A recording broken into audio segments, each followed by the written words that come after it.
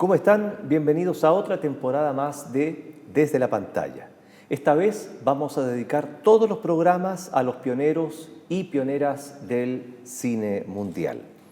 Hoy nos corresponde hablar acerca de un mago prestidigitador que fue uno de los primeros asistentes a la función histórica de los hermanos Lumière, acaecida el 28 de diciembre de 1895. Me refiero a Georges Méliès, padre de los efectos especiales, del cine fantástico y del cine de ciencia ficción. Esta es su historia en Desde la Pantalla.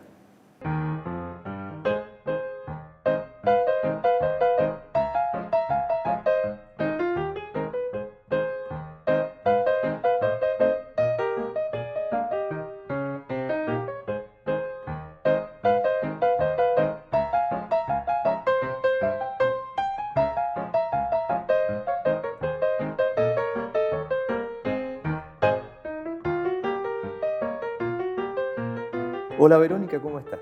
Muy bien, encantada de estar aquí en esta temporada especial para hablar de aquellos que instalaron los cimientos del cine, aquellos pioneros y pioneras, como bien decías, y en particular hoy de un hombre del que vamos a ver cómo se refleja toda su experiencia en las tablas, en el teatro, ¿cierto?, sobre la escena y cómo lleva ese mundo al cine que hoy conocemos de él.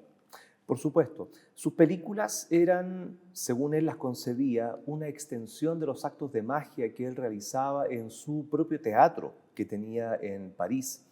Por lo tanto, la mirada que él tiene respecto a la imagen en movimiento es la de algo especial, un truco, algo mágico, y no un elemento narrativo como lo ven otros cineastas, como después serán Alice Guy o David Wark Griffith, sino que su aproximación al cine es más bien de un complemento mágico a lo que el público estaba viendo en el proscenio.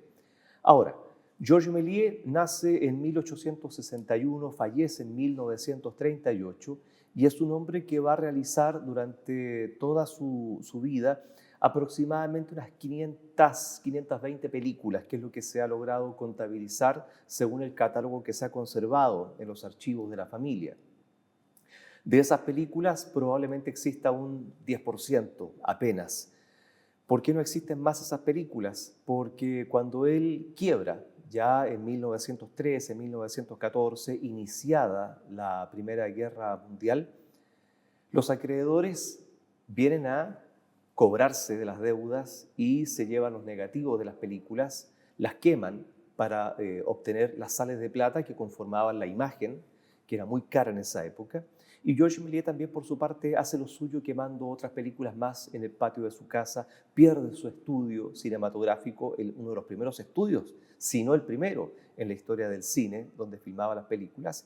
Y ese es el triste final para un pionero que después vamos a ir conversando, ¿no? Sí. Cómo evolucionan sus películas. Vamos a tener la oportunidad en este capítulo de revisar 6 de esas 500 obras que se han calculado y vamos a ir comentando para ver cómo va cambiando, cómo él va experimentando y conocer un poquito más del trabajo creativo de este pionero.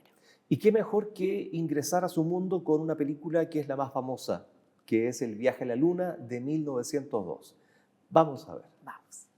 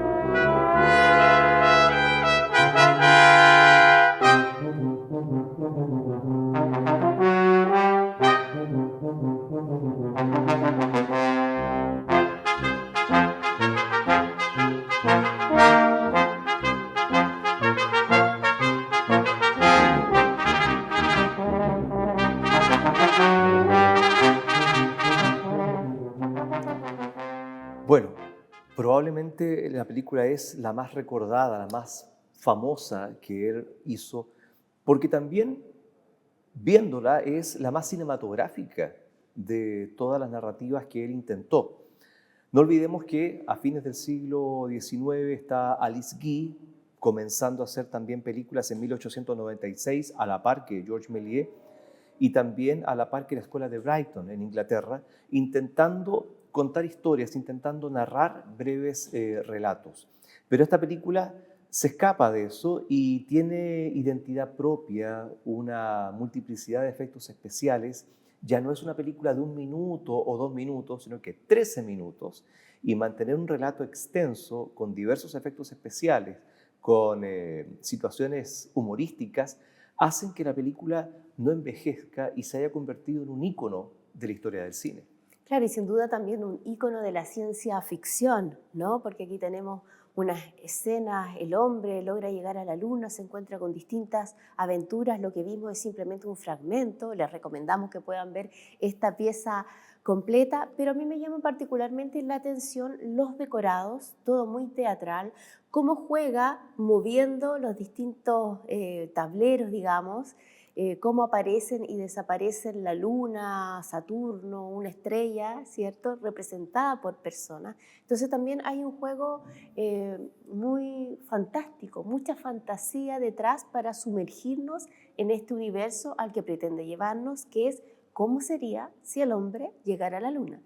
Y también la tecnología de la época, ¿no? Porque el cohete lo vemos con esos remaches, con esas planchas de acero que nos recuerdan mucho al Titanic, ¿no? O a la Torre Eiffel. Es decir, la película tiene elementos de la tecnología también de la época, ¿no? Los primeros experimentos con acero remachado, que están presentes, a pesar de que sepamos que sea madera enchapada, pintada. Toda la escenografía era creada por Georges Méliès, ¿no? Él diseñaba los dibujos, pintaba y construía también todos esos elementos con correderas, con cuerdas para subir, bajar elementos dentro del mismo plano, además de hacer dobles exposiciones. El plano que vimos donde están durmiendo y aparecen las estrellas, ¿cierto?, con mujeres, eso está filmado en un fondo negro. ¿Y qué es lo que hacía Georges Méliès? Filmaba la escena con los hombres durmiendo, rebobinaba la película en la cámara y volvía a filmar usando la parte negra del cielo, que en términos técnicos el negativo fotográfico no había sido expuesto a la luz, y filmaba estos rostros en el mismo negativo. Y como solamente había un solo paso de manivela, se notaban hasta cierto punto medio translúcido, que es también el principio de la fotografía espiritista del siglo XIX. Bueno, sin duda él experimentó muchísimo, como vamos a ver en los próximos cortos, con estos efectos justamente en la exposición. Fue el primero que empezó a trabajar estos efectos de multiplicar una imagen, hacer desaparecer una, que se transformara en otra. ¿Fue efectivamente el primero? Exactamente, y es lo que vamos a comprobar en la película El hombre de las cabezas, que dura poquito menos de 1 minuto.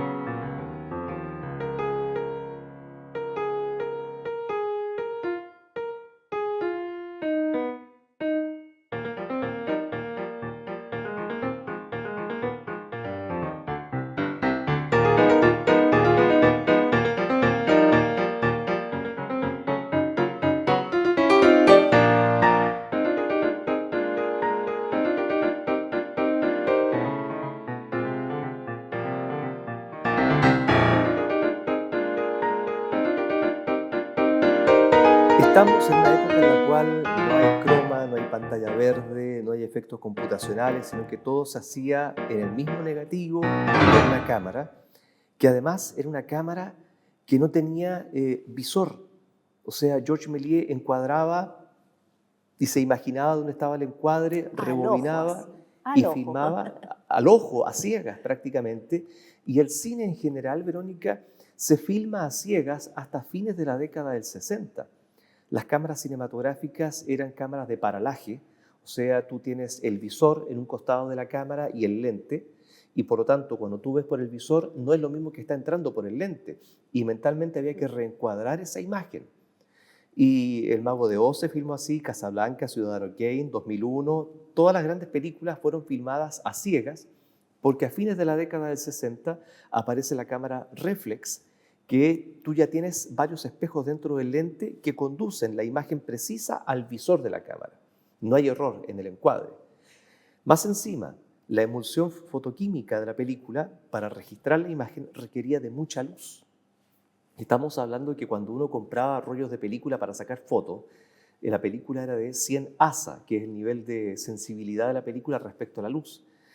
Como mucho, cuando estudiamos periodismo, sacamos fotos con 400 ASA de noche, sin luces.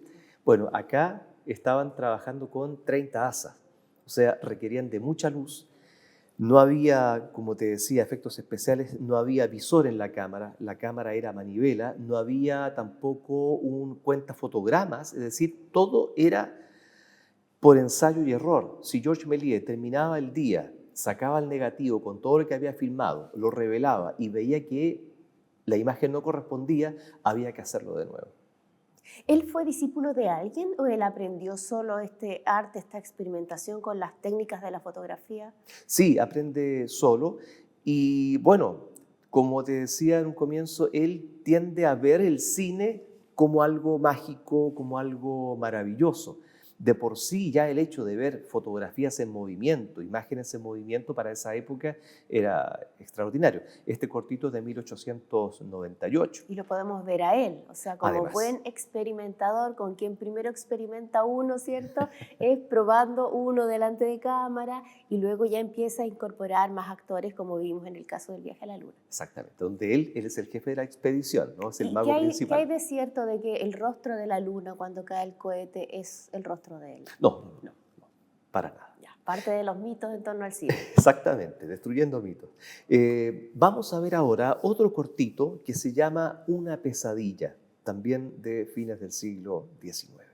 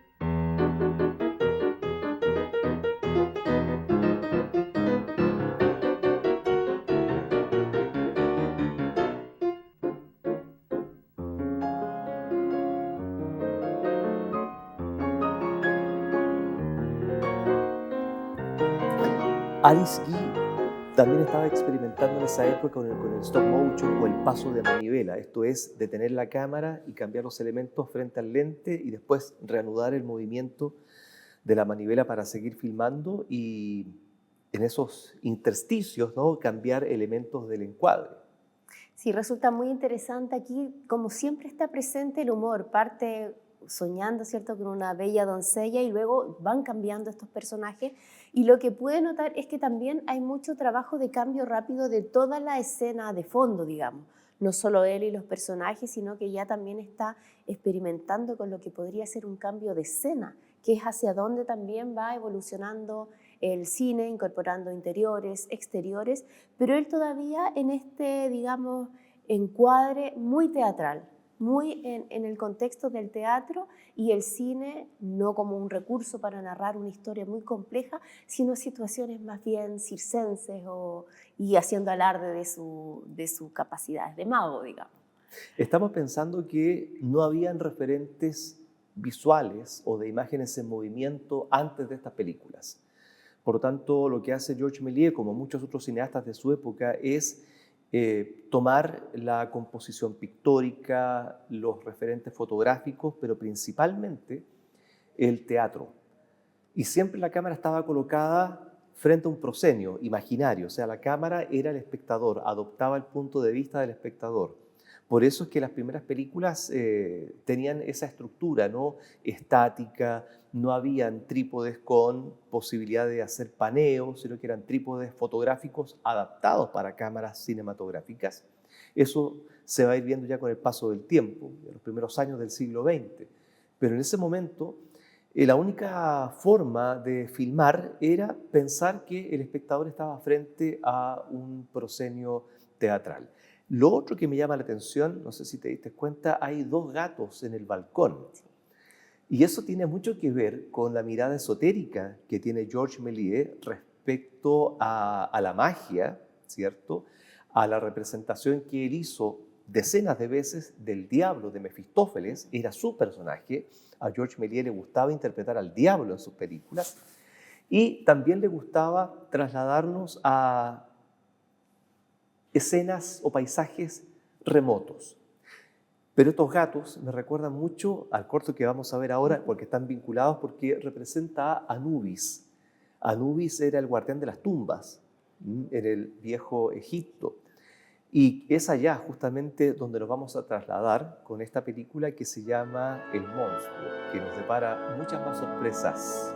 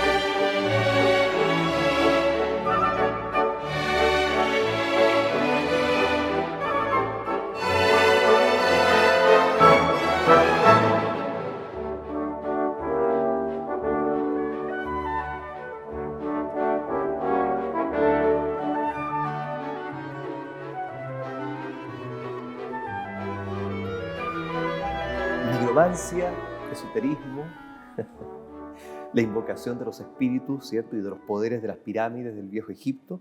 Todo eso es parte de este mundo maravilloso, misterioso, secreto que Georges Méliès proponía también en sus películas.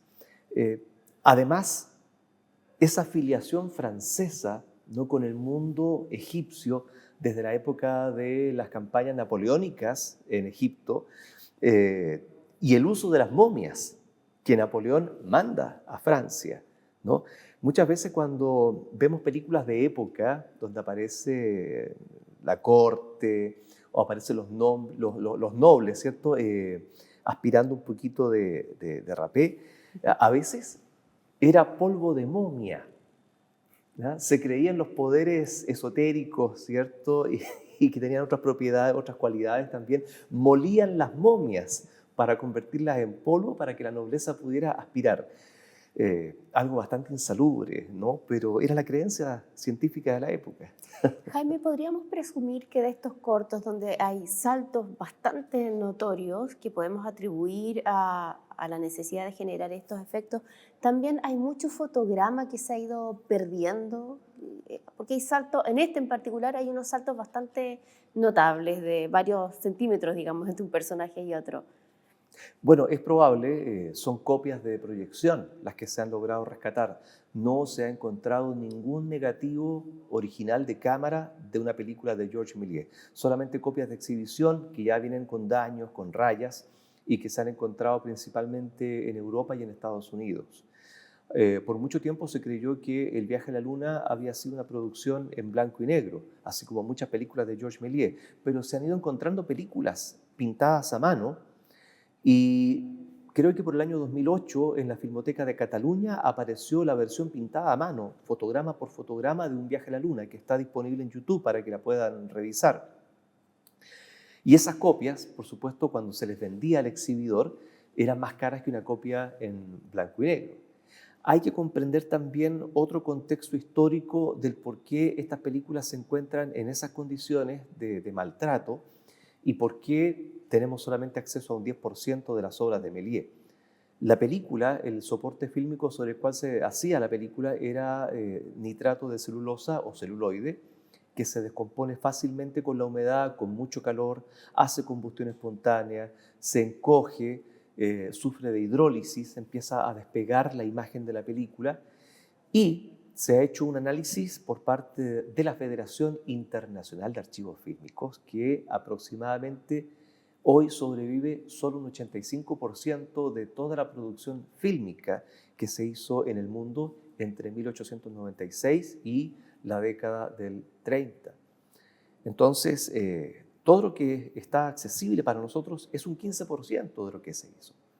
Esa es la triste condición de estas primeras películas y el hecho de que no conozcamos con mayor profundidad la obra de pioneros como Georges Méliès. Claro, no podemos hacer un análisis exhaustivo de toda su obra, de todo lo que experimentaron, quizás de cómo fueron evolucionando las narrativas, pero ya a continuación vamos a poder conocer también otra propuesta que se ven algunos matices de cambio. Por supuesto, la película es La mansión del diablo, considerada por muchos historiadores como la primera película de terror de la historia del cine.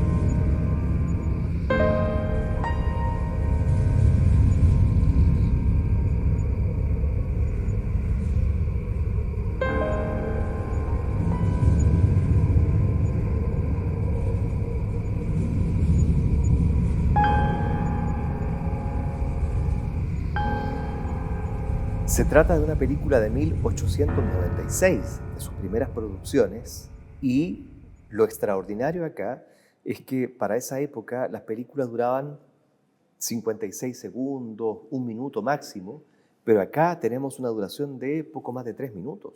Nos estamos aproximando al viaje a la luna de 1902, ¿verdad? Y vemos que aparecen más personajes.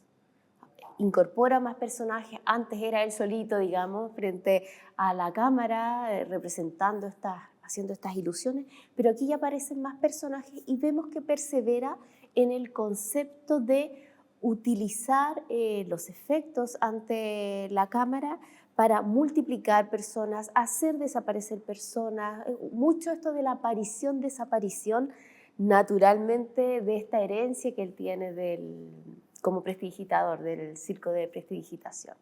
Ahora, Georges Méliès no debería haber seguido su carrera cinematográfica. Tú dijiste una palabra muy importante, perseverancia, y es esa perseverancia lo que lo va a llevar a renunciar a una vida burguesa cómoda. Él había heredado parte de una fábrica de calzado de su padre, vende su parte y con eso compra un teatro de Robert Houdin y ahí se instala a hacer sus actos de magia, lo cual evidentemente cuenta con la desaprobación de la familia. Por otro lado, cuando tenga ya éxito a comienzos del siglo XX, le va a pedir a su hermano Gastón que se traslade a Estados Unidos y abra una sucursal de Star Film, que era el nombre de la compañía. No sé si se dieron cuenta, pero abajo, al lado del caldero, aparece una estrella en la escenografía. Eran los logos que colocaban las compañías para evitar que las películas fueran copiadas o plagiadas. ¿Y por qué hace esto Méliès?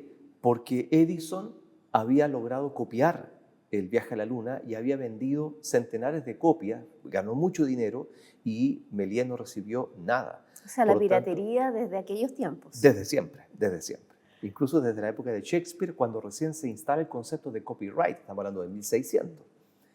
Y por lo tanto, abre una sucursal, se asocia con Edison y empiezan a filmar películas también en Estados Unidos, pero no hechas por Georges Méliès, sino que por su hermano Gastón, quien hasta cierto punto estafa a su hermano, se apropia de la marca, del apellido Méliès, y filma muchas películas que no tienen nada que ver con lo que Georges había hecho en Francia.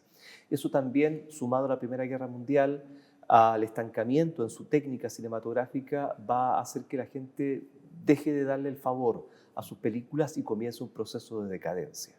Pero vamos a ver otro corto antes que tiene la particularidad de estar pintado a mano, fotograma por fotograma. Y esa película se llama El locatario o El arrendatario diabólico.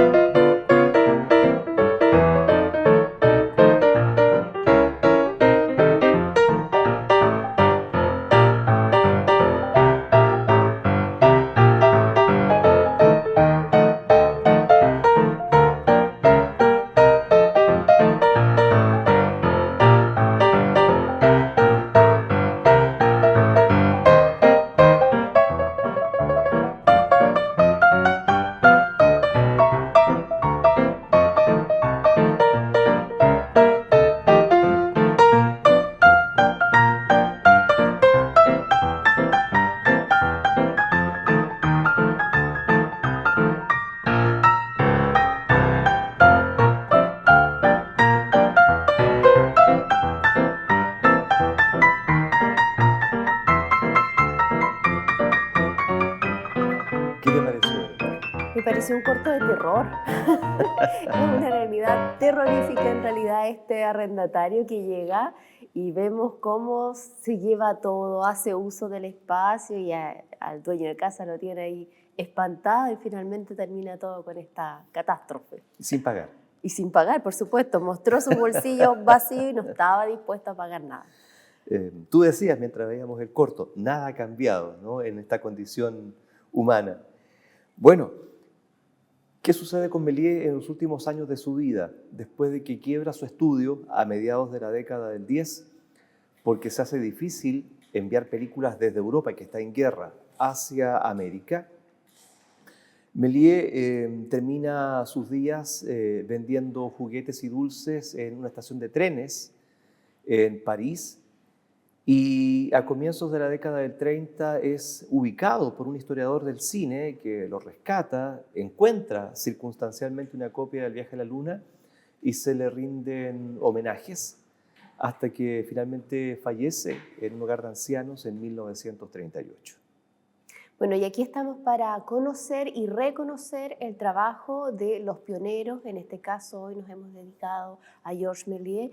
Y la invitación, por supuesto, siempre va a ser a revisar el material que se ha logrado rescatar, que está disponible en las redes, que está disponible en distintas bibliotecas, y a verlo una o dos veces, porque uno siempre va encontrando pequeños detalles en el Viaje a la Luna, como están representados distintos personajes de la sociedad, ¿cierto?, que van en representación de la humanidad, me imagino, a presentarse a los selenitas.